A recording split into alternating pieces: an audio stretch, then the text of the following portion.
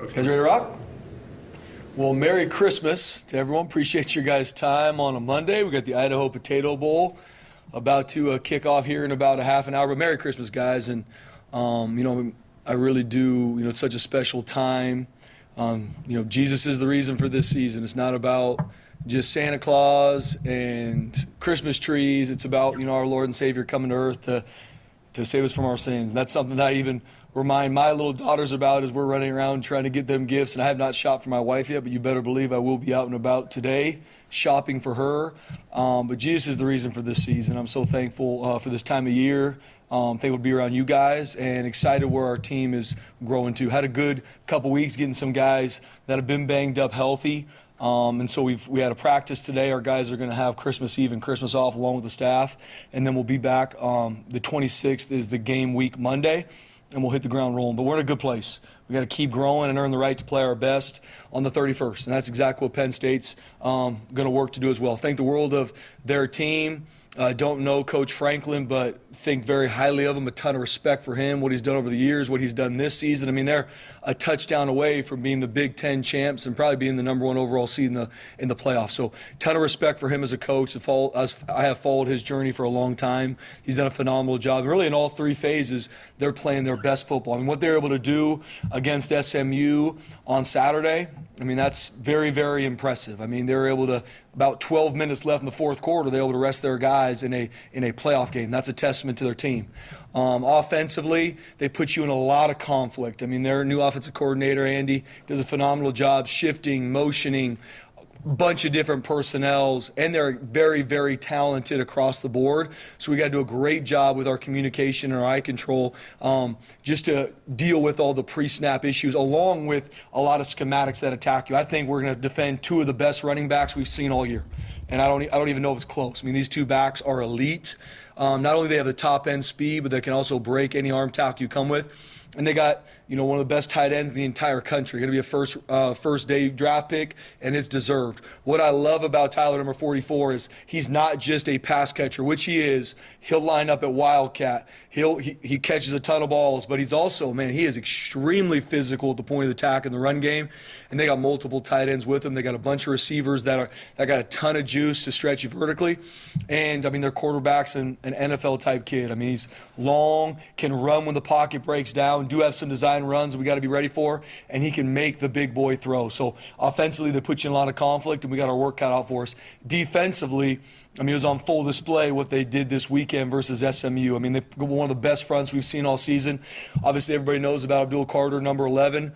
An elite edge rusher. And talk about a young man that's relentless to the football on both sides, number 33 as well. Relentless to get to the quarterback.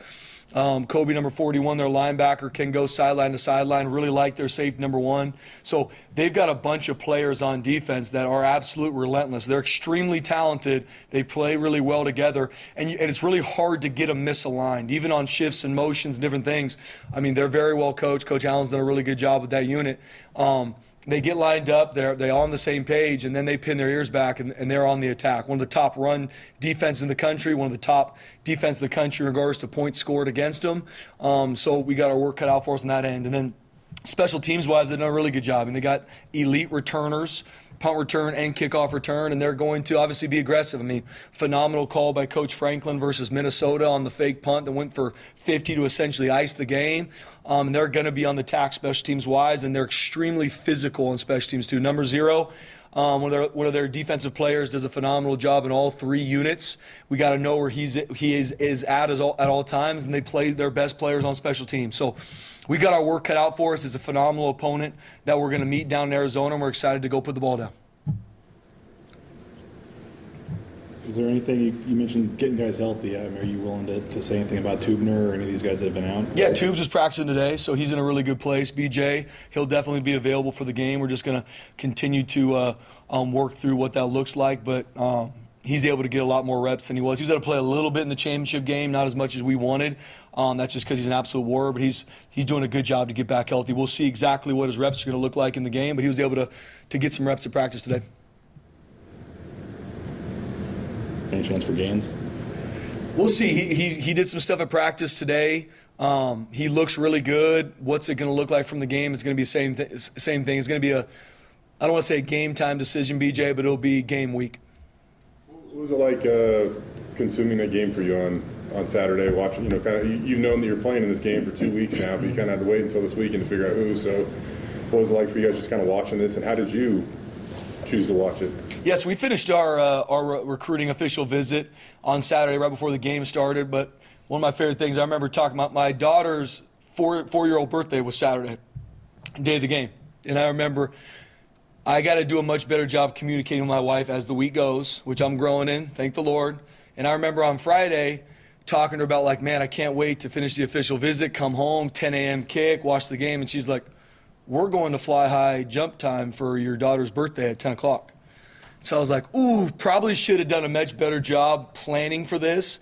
But my wife's a rock star. We pivoted, so we were able to go to Fly High, the trampoline park later in the day, so I was able to watch it at home with the family. And our staff did the same, went home and watched with their family, same with our players. And sat on my couch and was, like I said, very impressed. Knew what we were going to see from Penn State. A lot of respect for SMU, too. I watched their game versus Clemson, a couple other games, and prep for them as well. But, I mean, Penn State, on full display, they're one of the best teams in the country. You survived the trampolines? I did, barely. Our 2.5-year-old daughter is absolutely fearless. And she took a couple big shots from some big kids, and I thought it was going to go down. So we're all right. Watching the game live, what was the biggest thing that stood out for Penn State for you? Just how well coached they are. I mean, there's in all three phases. I mean, you talk about from the start of the game to the end. I mean, creating takeaways by their defense. I mean, just started so fast. There wasn't any working into the game. In all three phases, they're extremely well coached, very, very talented across the board, but they're not just out there running around. They're extremely well coached. They're disciplined in all three phases. And obviously, when you watch the film, you could slow it down in your office, but even watching it live, I think was on full display for me. And we saw the 2 pick sixes and over interception. How confident are you, but also how much of an emphasis is it with Maddox just for that ball security and being careful in this game? Yeah, the turnover margin's huge in every game. That's kind of the thing I talked to our team. This is the quarterfinal, Fiesta Bowl, a lot of hype, a lot of buzz about the game, as there should be. But we got to earn the right to play our best through our prep, and no different for either team. It's nobody needs to go out there and put on their Superman cape. We need to focus on the fundamentals, techniques that equate to playing really good football. And one of the biggest ones is the turnover margin, taking care of the football on offense, taking away on defense in any game you play. Not just because of the Fiesta Bowl, and obviously their defense does a really good job taking the ball away. We got to be smart with the football. Maddox has shown that he will do that. I mean, he's one of the top quarterbacks in the country in regards to touchdown interception ratio, but they do a great job with their front creating pressure, and then there's some errant throws, and their DBs can lock people down, and so it's we're going to be in conflict as an offense. So we're very aware of the task at hand and how talented and well coached they are. But I'm proud of our guys and what they've done to this point, and I know our guys will be ready for that challenge. But the turnover margin is going to be huge in this game. The explosive battle is going to be huge in this game. Those two stats are really what are going to correlate the most to winning. In any game you play, obviously, especially the Fiesta Bowl. And in big games or whatever you want to slate them, really in any game, but you can't beat yourself. You got to make the plays you should make. Don't beat yourself. Stay relentless. This is a really good football team we're playing. It's going to be a heavyweight fight. We can't beat ourselves. We got to stay in it, punch after punch, and we're going to earn the right to play our best. You brought up Tyler Warren a little bit earlier. Is he one of, if not the most unique player you faced this year? I mean, he does everything. Yeah, absolutely. I mean, Tyler Warren is elite, and that's not just my opinion. I'm very positive he's going to be probably the first tight end taken off the board in the NFL draft because of that. I mean, he can do it all. More times than not, when you see a tight end, he's a really good pass catcher, and you got to deal with that. Or he's really dominant and physical at the point of attack in the run game. With Tyler Warren, he does it all. I mean, he is extremely violent at the point of attack, either at the front side of a play or on the backside rim of a play. He can catch every ball. I mean, he's one of their top targets in all downs. And he can play wildcat and throw the ball, too. So, I mean, you talk about just an extremely gifted athlete. That is, we got to know where 44 is at all times. And even when you got him covered, he's the type of athlete that he's still not covered because of how tall he is, how athletic he is. He can go up and get those jump balls anytime he wants. We know that the "please count us out" phrase you had turned into a shirt and is kind of taking on a mind of its own here. But it seems like there's been no shortage of that even in the last couple of days. Not a lot of people giving you guys a chance. The point spread's double digits. I mean, I don't know if you're surprised by that. Do you see it as disrespectful at all? Just your take on how I've yet to see one kind of national person give you a chance to win this game. Yeah, BJ, I mean, that's our mentality here. Not just for this game playing the Fiesta Bowl, but that's what Boise State's been built on. And we got to earn our right through our prep to go play our best against one of the top football teams in the country. But I believe in our team. And that's why we talk about it. Please count us out. People do. Media or people, count us out. Because I know how we're going to work, and I know we're going to work to play our absolute best on the 31st. So if nobody gives us a chance, if the point spread continues to grow, whatever. And I tell people too, like, hey, use this as motivation. This team doesn't need any more motivation. Like, we've been in playoff football since September.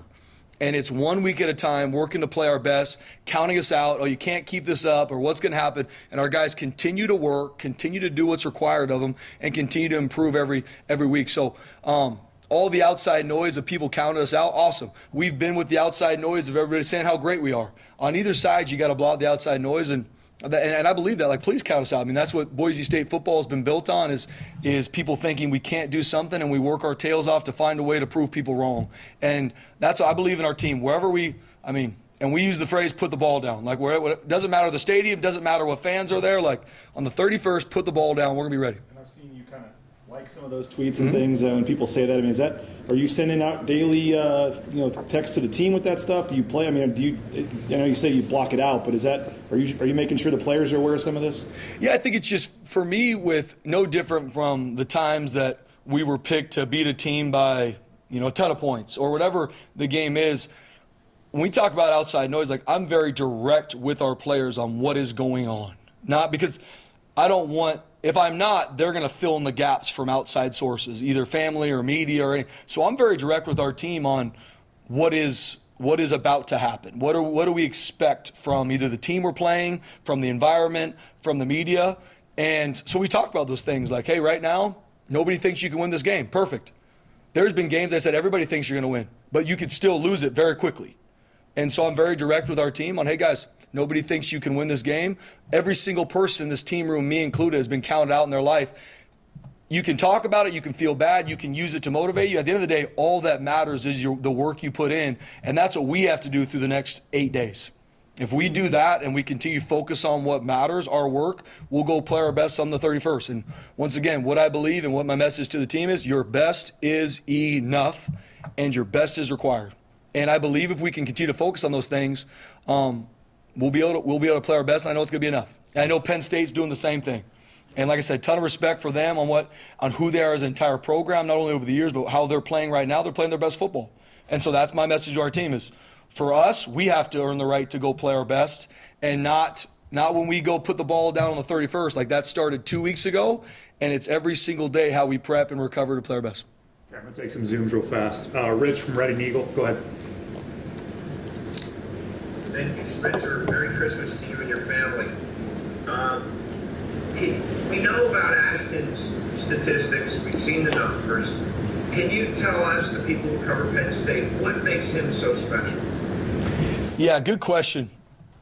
First off, he's a 10 out of 10 human being, and I want people even watching on either side, obviously especially Penn State, that haven't probably focused on Ashton a lot prior to this week. He's a unanimous captain. He's one of the best leaders and one of the hardest workers we've ever had here at Boise State. He's a generational football talent, but also a generational leader and teammate here at Boise State. And then outside of the stats, Ashton puts people in conflict whenever he runs the football. Like, that's something I know from being the defensive coordinator going against him for a couple years. But, how do you deal with him? Do you settle your feet? If you settle your feet, he does have really good top end and can work around you. If you come in high, he's very powerful at the point of attack. So I just think he puts people in conflict on the football field, and he's a relentless competitor. And so proud of him and what he's been able to do through 13 games. And I know he knows, how talented this Penn State defense is, one of the top 10 defenses in stopping the run in a run-heavy league in the Big Ten, with a lot of respect for their conference. He's working his tail off to be able to play his best in the 31st too. Okay, I'm going to go one or two more here on Zoom, just as they're showing up on my screen. Seth from State College. Hey, Spencer, thanks for the time today. You talked about Penn State being able to stop the run efficiently. Have you seen any team that maybe compares to them that maybe you coached against? And what specifically about them has made them such a successful defense at stopping? Yeah, first off, Seth, good question. I think, when it comes to stopping the run, it's not one position group. I think a lot of focus usually goes to the defensive front, which it should be. They are at the point of attack. But what I respect Penn State for so much is that they are always on the same page. They're not going to give up, no one in a gap, big runs, or no leverage to the defense. Like, they're very well coached. They've got good answers for whatever schemes you're going to give them. They align very well. The shifts and motions and odd formations, obviously going against their offense in fall camp has helped them as well. So they've got a phenomenal front that can impose their will on an offensive line, but once you create situations for their DBs and linebackers to tackle, they show up and make big tackles as well. So what I respect so much about their whole defense, especially with stop the run, is how well they work together, and they're very assignment sound. Okay, Jordan on Zoom. Yeah, hey, Coach. Thanks for taking the time today to talk with us. Merry Christmas to you and your family as well. So Coach Franklin touched on this from Penn State as well, and I think maybe you can offer more insight on this as a more inside perspective. But people may be surprised to see Boise State in this position, but he mentioned how he believes that the community, the administration, everything is in line there because everyone who's gone to Boise State has had success in their own ways, and now you are having the success at this level. What can you say about just how the administration, the university, the community impacts what you're able to do with this team and this program?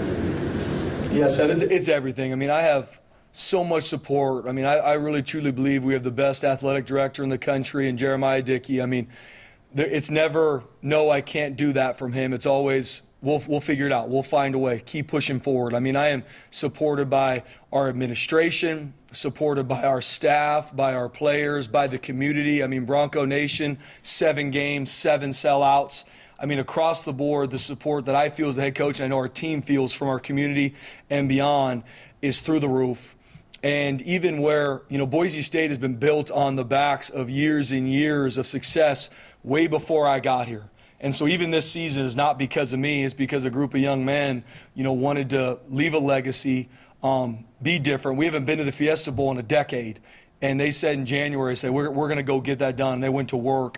And we do have the support from, like I said, our administration, our AD's a 10 out of 10, and Bronco Nation is a fan base that is near and dear to our heart that support us at all times. I know they'll show up in a major way now the Fiesta Bowl, but we might not have what everybody else has, but we definitely have enough, and we're going to continue to push forward.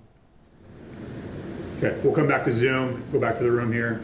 Spencer, kind of along those lines, as long as we're talking about it. I was in New York talking with JD, and he mentioned that he's trying to get a new contract for you, and he said the thing that was most important to you is taking care of your assistant coaches. What do you think needs to be done there to make sure that you're doing what you want to do to take care of those guys, and why is it such an important thing for you to take care of? Yeah, Jay, for me, it's all about the people. It's all about the people. That's your staff and your players. First and foremost, your players, and then secondly, your staff. I mean, that's everything to me. Not just to be successful on the football field and continue to push forward for years to come, but the only reason I do this is to develop people. And so, Jeremiah Dickey's phenomenal, and so with the success comes trying to continue to push the needle. And that's my call to our supporters, to our administration, to the state, that, hey, we have more than enough this season. We're going to keep pushing forward. I'm not the guy that's looking at what everybody else has from either money or facilities or whatever. We have more than enough to be successful and play our best in these games coming forward. But it is something for me to use this to make sure we do sound the horn, and we do continue to need more. We do. And for us to continue to push forward where college football is, for our staff, for our players, we need to grow our staff salaries. We need to. And I know Jeremiah Dickey's aligned with that. We need to. We need to push the needle. If you look at where the games and the teams we have to beat at Boise State, like we've got to push the needle on our staff salaries. We've got to push the needle on the collective and the NIL space for our players. They deserve it. And so that is something I'm very open about, because we have the resources in this community. The Treasure Valley has it. The support for Boise State football and athletics, it is here. But we do gotta continue to push forward. What we did this year is not going to be enough going forward. No different a year from now. Like, we got to continue to push the needle, and it's all about people, and that's my biggest push. It ain't about me. It is about our staff and our players. And not saying we got to get all the way to where these other schools might be, but we got to get closer. We got to continue to push the needle and take steps towards where we need to be. And that's a big push for me now, especially when the season's over, because this is home for me. This isn't do a good job and go try and find another one. Like, this is home. This is where God's called me. And the success we're having this year as we continue to finish the season strong, and then it's going to be flip the switch and let's find a way to do it better next season in 25. Like, that's the push and that's the calling, and we need everybody's help to do that. So you've not been afraid to go for it on fourth down this season, just a game of this magnitude, everything on the line. How do you balance risk versus reward? Does it change? Is it just going to be the same for you? What is it? Yeah, going into every game is different. And me and our coordinators sit down and we have a coordinator meeting where we talk through it. Hey, what are the situations this game? We do, analytics does come into it, but then it's going to be where's our team at? Where's the situation we're going to go for it? What are the D&Ds that we're going to use that? When are we going to use some of our fake field goals, fake punts? That comes into it. So all those things are me working through with our staff, and just very similar to when I was a defensive coordinator and I went into a game with a game plan. I go into every game with a game plan for situational football. And from timeouts to when to go for it, when to, those are the moves I have to make as a head coach. I'm not calling any three phases, but those are the situations that I go in with a plan. And obviously, as a game goes, plans change, and I got to be aware of very adaptable as we work through these. But our players know too. Our players are very aware of the situations we're going to go for, the situations we're going to do these certain things, so we can practice them. I'm sure it works both ways, but what a kind of a benefit has Stacey Collins been in the prep with his familiarity with Penn State? Yeah, it's been awesome. I mean, just like anything, he's been able to talk through some of the things they did there. He's able to talk through some of the personnel. Obviously, they hired a new special teams coordinator. They're doing some similar things, but they got a lot of new stuff they're using, so not so much a help maybe on that phase. But Stacey Collins, I mean, the amount of prep he goes into to be able to game plan all special teams. It's not like he only does, he does all of it, from the field goal block to all four units. So being able to have an idea of their personnel, knowing kind of a little bit about who these players are, some of the things they did last year, they do have some similarities. They have evolved and grown. It is helpful, but we're looking at it for face value for, okay, how can we play our best on special teams? And we have grown at the end of the season. We need to do a really good job winning the hidden yards in this game. It's going to be hard. They've played really good on special teams, extremely physical, very explosive, but being able to pick his brain every week we play some of the special teams is huge for me, and game management as well. But it does help being that he was at Penn State and he can have a little bit of an inside view to some of the personnel. Is he excited for this matchup, or what is he is. I mean, Coach Collins, if you know him, he's excited for every matchup. I mean, you come in a special teams meeting and it's on. I mean, it is, no matter what time of day, it is on. It is SWAT on the ready, and you better be ready. So I know he's fired up for this game, but not just because it's Penn State. I mean, he knows this team, but we're as a whole team, we're fired up to put the ball down the 31st. Watching the playoff games in the first round, the home teams had a big advantage to the weather, certainly to crowd. How much does it help having this game where it seems like it's going to be a level playing field? I mean, tons of Boise State people are going to be there. The weather's not going to be a factor, obviously, because of the dome. How much are we going to see maybe a better game because of the fact that everything seems to be pretty much even? Yeah, I think it's a good question, Bob. I think just like anything, there is home field advantage. I mean, we feel that when we play on the blue. Obviously, Penn State feels it at home with 115,000 fans. They do a phenomenal job selling out. So when you play at a neutral site, I know Penn State's going to travel really well. I know Bronco Nation's going to travel really well. So it'll be a good mix of the fan bases down in Arizona, and the ball's going to be put down. I mean, at the end of the day, it's all about our prep to go play our best. Where the game's being played, what fans are there, that is nothing that we control. But what we do control is our prep to go play our best, and especially not letting the moment become too big either. Like, that's where it all comes down to practice performance for us here. So you want to go play your best on the 31st? That's how I prep in my meetings, how I practice every single day. Because then on the 31st, I'm not going to say much to them. It's go cut it loose. you've earned the right to go play your best, go do it for each other.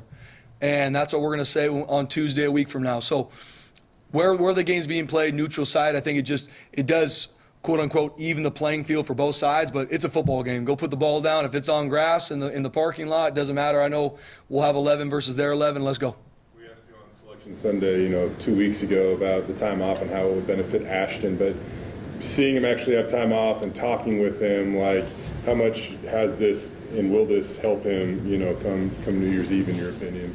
Yeah, I mean, Ashton Genty's a warrior. So even on the 13-game run, how he lived in the training room, how he was able to not only play in the games where the nation was watching with the amount of carries and yards and violent hits he took, he also was doing the same thing in practice, grinding to go play his best. So just like anything, for him and our whole team, being able to have these couple weeks to get fresh, get healthy has been huge. But we've been on the practice field. I mean, that's why our a firm believer in practice performance. We're not going out there walking through. Like, we have to grow and improve as a team. There's a lot of things through 13 games that we did well. There's still a lot of things through 13 games we have not done well that we have to fix. We have to have better answers schematically. We have to improve these fundamentals and techniques, and that's across the board. So it is a fine balance. Obviously, not playing a game decreases a lot of the violence and the physical shots our players are taking, but our guys have been practicing. I mean, we've been working. We need to. We know the opponent we're going to see here in 8 days, and we know they're going to be ready, and it's our job to make sure we are too. I think, when games like this come up, you're by nature, you could almost want to do more or practice more or more film study, but kind of your hallmark is efficiency and autonomy and trusting guys to do their jobs, and you're obviously even going to give them a couple days off or whatever for Christmas. Like, have you had to fight the urge to do the opposite now that you're at this point, Spencer, or are you trusting the process? Yeah, absolutely. As you know, Jay, like, I focus on process over everything.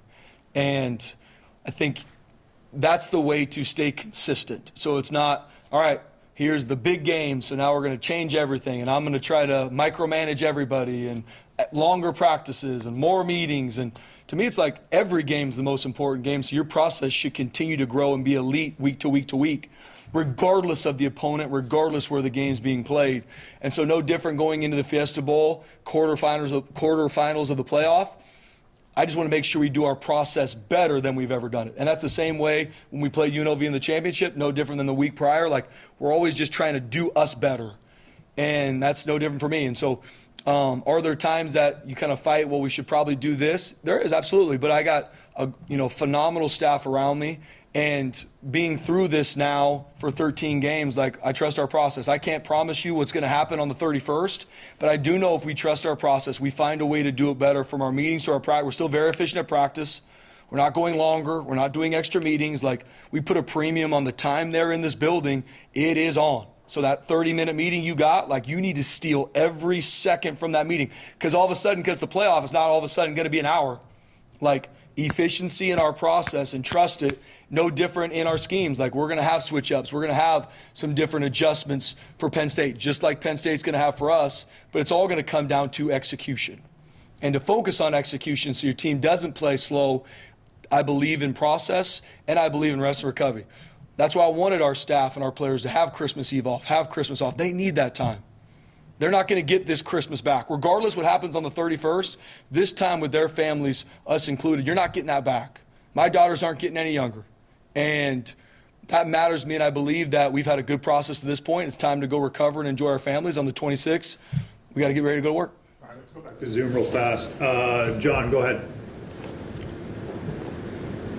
Senator, back to Tyler Warren. I know you were watching both Penn State and SMU before the game on Saturday. How quickly was it apparent what kind of challenge you need to cover, and what impressed you most about his game?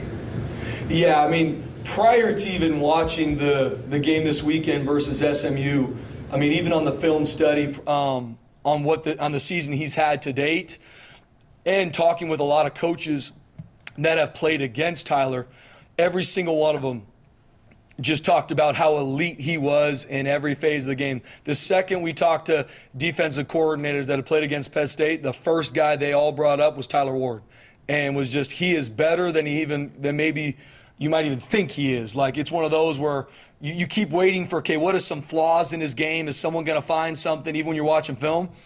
If there are any, it's hard to find, because what he's able to do in the pass game, in the run game, as a quarterback, I mean, he's one of the best I've seen in a long time, and he's a huge part of what they do offensively and as a team. Colton, go ahead. Hey, can you hear me? Yes. Awesome. Thanks for the time.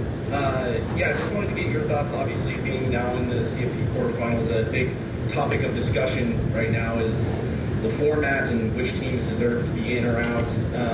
I'm curious what your thoughts are on the format overall, and just why do you think your team deserves to be in the position that it is, with the bye and everything? Yeah, good question. I mean, in regards to the format, and I'm asked about a lot of questions that I don't control. I'm asked about transfer portal. I'm asked about NIL. I'm asked about college football playoff format. Those are no things that I decide.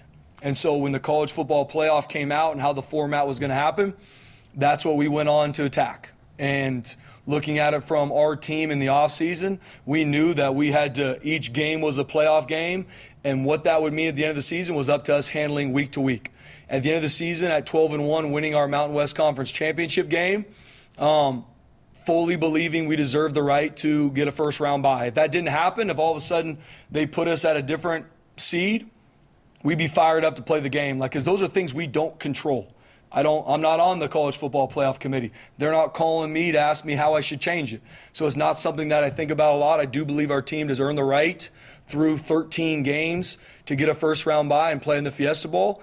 I believe that. I tell teams to watch the film. Everybody knew going into this season what the playoff format was, and it was our job to handle every single week through the regular season to win a championship, to put ourselves in this situation. But in regards to the future and the format, it's not something that I control, so I don't put a lot of thought into it. But I do love the college football playoff as an expansion because it gives everybody a shot. What's going to happen at the end of the year? Who's going to win the national championship? Nobody knows. But across all FBS teams, when you start the season, everybody's at a level playing field. Everybody's got a shot. And then you got to go earn the right to win the game so that you can get in. Okay, Jared on Zoom. Coach, Merry Christmas and thanks for having us today. I wanted to ask you a little bit on the Penn State side. We obviously don't know a lot about Boise State, but what makes you, Spencer Danielson, you as a coach and as a man of Christ? Yeah, it's something that I'm very open about. I really do believe that the only reason I'm the head coach here is that Jesus put me here to develop people. Some people might not like that I say that, but I truly do believe that, and everything I focus on is developing these young men for life. That doesn't mean that there's not a driving passion with every single game we play. I mean, it says in the Bible, run the race to win, and that's in everything you do in life. And that's my message to our players is, in life, you can't take losses. If you take too many losses as a husband, you're going to get a divorce. You take too many losses as a father, your kids aren't going to want to be around you. But it's all about developing these young men for life. And I know the more you develop them as men of character, men of integrity, men of discipline, so on and so forth, they're going to make the right decision on fourth down when the game's on the line. But that is a byproduct of developing them as people. And so that's something I'm very passionate about. There's still so many things that I'm excited to as a head coach to learn and grow in, but my drive and passion impact these people, these young men for life, long after football is over. That will never change. Okay, Joe on Zoom, and we'll come back to the room. Appreciate the time today, Coach, and I'll wish you a Merry Christmas. So I asked last week before Penn State SMU, I asked Brett Lashley about Abdul Carter, you mentioned earlier. He said that based on the film, Abdul was the best defensive player SMU had to prepare for in his time there. So in your time at Boise State, including your years as an assistant, is there any opposing defensive player that you've seen at Abdul's level? And what are the challenges that come with preparing for a guy who not only is arguably the best defensive end in college football, but he's also talented enough to do damage at other positions on the field? Yeah, good question. In regards to Abdul Carter, I mean, going back through our season this year, I don't think we've seen a defensive player like him. I mean, very, very impressed with his game. I mean, being able to transition from inside linebacker to edge and the success he's had, not just the statistics, which he has all those. I think he's got 11 sacks, bunch of TFLs, bunch of tackles. I love the relentlessness he plays with. and he's a guy that you better know where 11 is at all times. And just to give you the best shot, to block him, to get hands on, because even if you slide to him, even if you chip him, I mean, he's so long, so explosive, has one of the most elite get-offs I've seen in a long time as an edge player. That, I mean, he's a nightmare to deal with. And not only is he doing that in the pass game, the amount of plays I've seen him run down from the backside by relentless pursuit, is too many to count. So I love the way he plays the game. He plays it with his hair on fire, and he's a guy you better know where he's at all times and have an answer for. He's a game wrecker. Okay. Anyone left in the room? The uniform combo. You kind of let that out of the bag. Was there any at all doubt or question about that, and just kind of cool that you worked out, you got the pick, and you're sticking with what's worked? Yeah, there was no question about it, BJ. I am a huge fan of the all blues, the all blacks, and the all whites. I have zero swag. I have zero feel of what people might want, so I'm probably the wrong guy to ask. But I knew the second we were playing the Fiesta Bowl, that wasn't even going to be a conversation for me. And I said, whatever we did prior, I know that's what people are going to want. Let's let the fans happy, and our guys will put it on and go to work. For Max Cutforth, I assume he's your number 2 now. What does he have to do now, between now and game day, to be ready for that position? And I don't know how much you want to go into it, but it seems like there was even a point in time during the season where he might have been, pushing to be number 2 for a minute. Yeah, Max has done a great job. As a redshirt freshman, a walk-on, just fighting his absolute tail off. Last year on scout team, the scout team quarterback is a nightmare job, and just doing it with a smile on his face and continue to get better. Coach Cutter's done a phenomenal job with Max, and seeing him, as the 3 quarterback or the 3rd quarterback, you don't get a ton of reps through the season. But just seeing him even the past week and a half, the reps he's getting, we do 2-minute versus our defense, and seeing him operate, execute. Max Cutforth is going to be a really good player for us. And even seeing him today at practice, executing the offense, making the throws he needs to, being smart with the football. So all those things aside, being a redshirt freshman and he's doing a really good job. And we have full trust in him. And even talking to our leadership group, they brought that up too. Like, Coach, seeing Max the past week and a half, he's doing a great job. We have full confidence in him. If Maddox goes down, Max, you're up, and let's go run the offense. All right. Thank you, everyone. Merry Christmas, guys. Thank you.